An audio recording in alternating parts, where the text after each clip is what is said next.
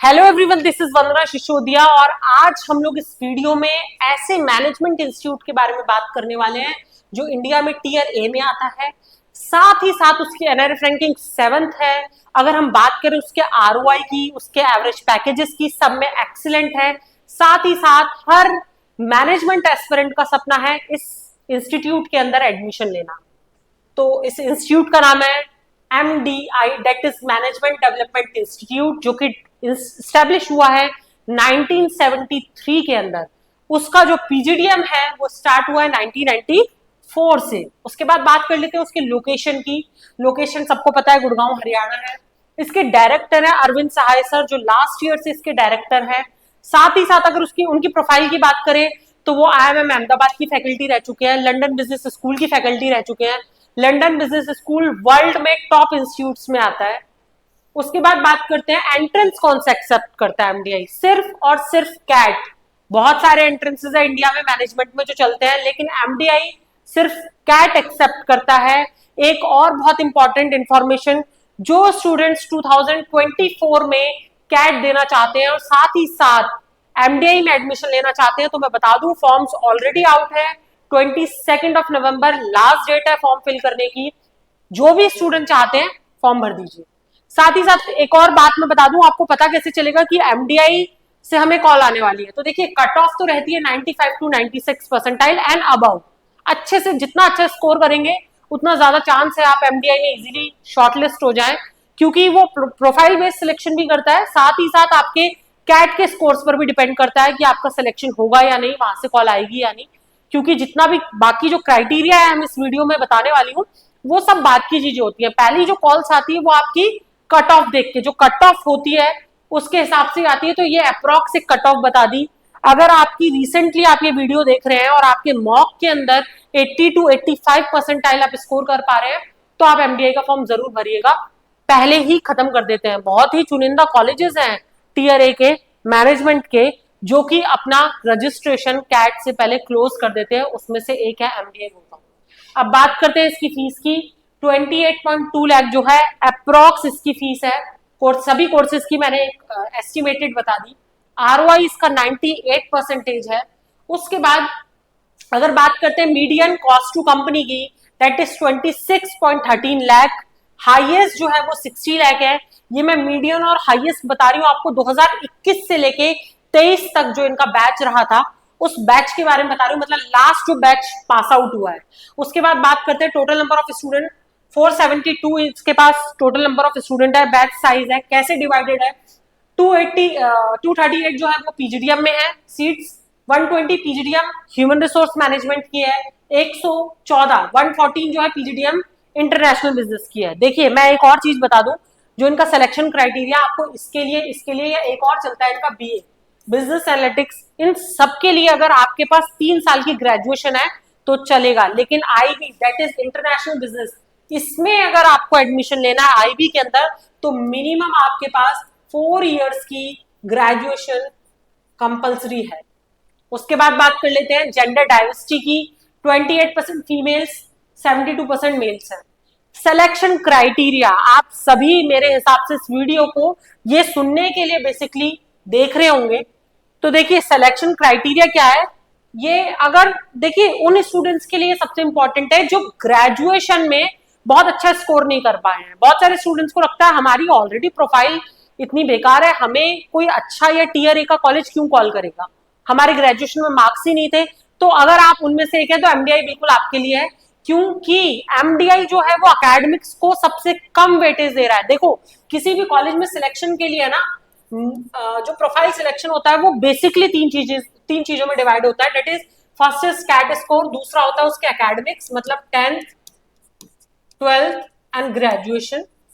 उसके बाद तीसरी चीज होती है वर्क एक्स। उसके बाद तो जो कुछ होता है वो आपके हाथ में है भी और नहीं भी, देखा जाए तो देखो, कैट स्कोर जो है ये 35% दे रहा है इसको, इसकी वेटेज है। एकेडमिक्स की सिर्फ 10% है, मतलब 5 है 10th के और 5 हो गए 12th के। तो अगर आपके पास बहुत अच्छी एकेडमिक्स नहीं थे, 10th में भी बहुत कुछ खास नहीं किया था, 12th में भी खास नहीं किया था, ग्रेजुएशन तो बहुत वर्स्ट था, तो उन्हें ग्रेजुएशन से मतलब ही नहीं है, 0 वेटेज है। आपकी जो प्रोफाइल बनने वाली है उसमें ग्रेजुएशन का कोई सेंस ही नहीं बनता कि आपने क्या उसमें स्कोर किया है, क्या किया है। आप 10th-12th में भी बहुत ज्यादा खास अच्छे नहीं थे तो भी फर्क नहीं पड़ेगा, लेकिन कैट का स्कोर 35% वेटेज रख रहा है, वर्क एक्स सिर्फ 10% रख रहा है, बाकी आपको कॉल आ जाए उसके बाद आप क्या कर रहे हैं, सब चीज उस पर डिपेंड करती है, क्योंकि 30% की वेटेज इसमें जीडी और पीआई को मिली है। 20 है पीआई की, 10% है जीडी, उसके बाद एकेडमिक्स मैंने आपको बता दिया 10% है सिर्फ, कैट स्कोर 35, बचा हुआ कैसे डिवाइडेड है, 3% जो है अगर आप कोई स्पोर्ट्स खेला हुआ है या पीडब्ल्यूडी से है। जेंडर डाइवर्सिटी, फीमेल्स को 5% की यहाँ पर एडवांटेज है।